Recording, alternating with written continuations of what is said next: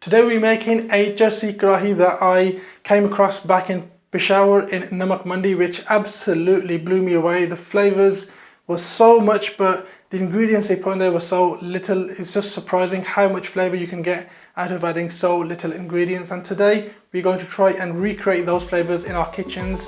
So let's get right to it.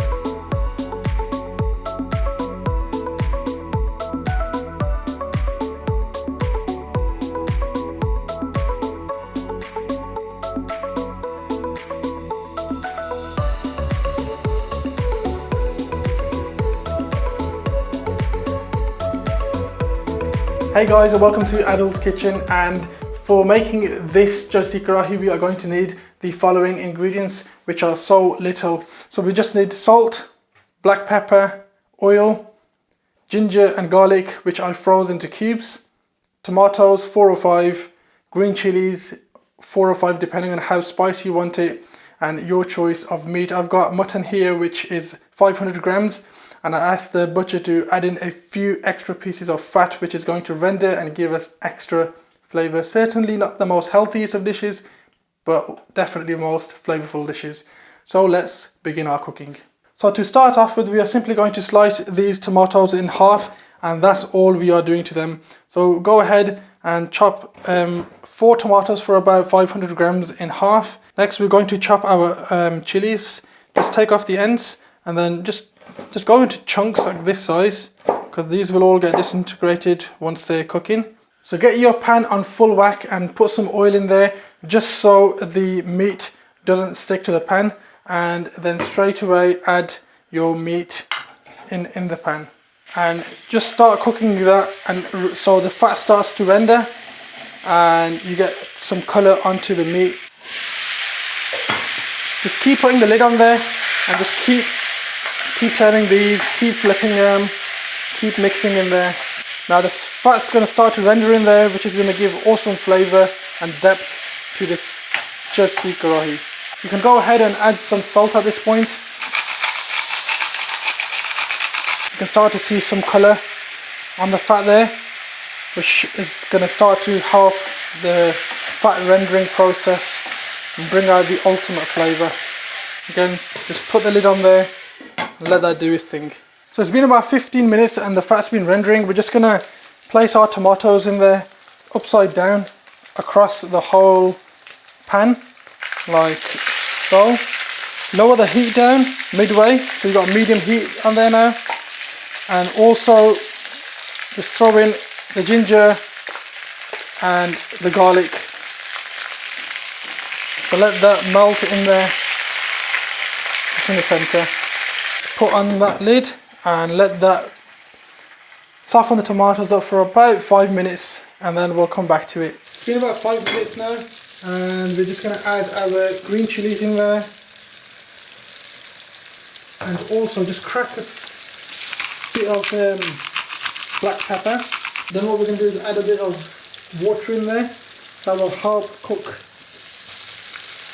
the meat, help it tenderize and get nice and cooked evenly. So we're just breaking down the tomatoes. It's been about 5 minutes now. The tomatoes have really nicely softened up. We're just going to start breaking these down. So it's been about 22 to 24 minutes since I last you've seen it in the video, and this is what we've got to, which it looks absolutely delicious.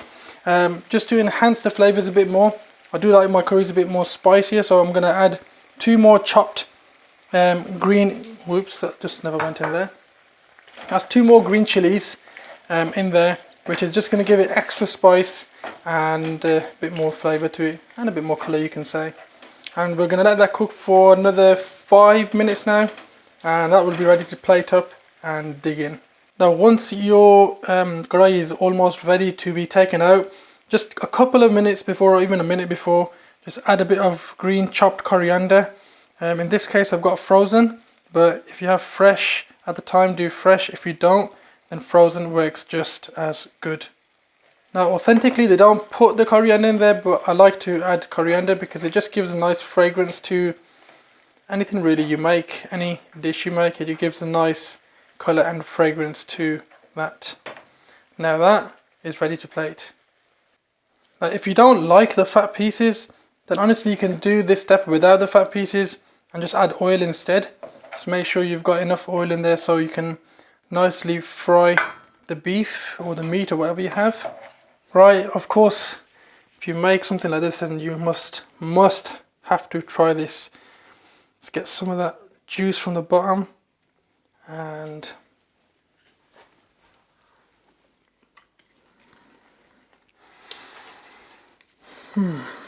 the flavour you get out of adding so little ingredients, honestly, it just completely blows you away. You might be thinking, you know what, this guy's just going on about it because he's just made it for the video. You have to try it to know how this tastes. I'd give it a perfect 10 out of 10. Any place to go, I'd happily pay for that. It just tastes amazing and gives me some of that feeling that, you know, I had back in Peshawar. Obviously it doesn't come close to that, but you know what? We made something that really goes in that same direction, and that's what we are doing here. Thank you guys for watching this video. Hope you guys have liked this, and if you try it, then do let me know in the comments below how yours came out, and stay safe in this COVID situation going out, and I'll see you soon. Take care. Bye bye.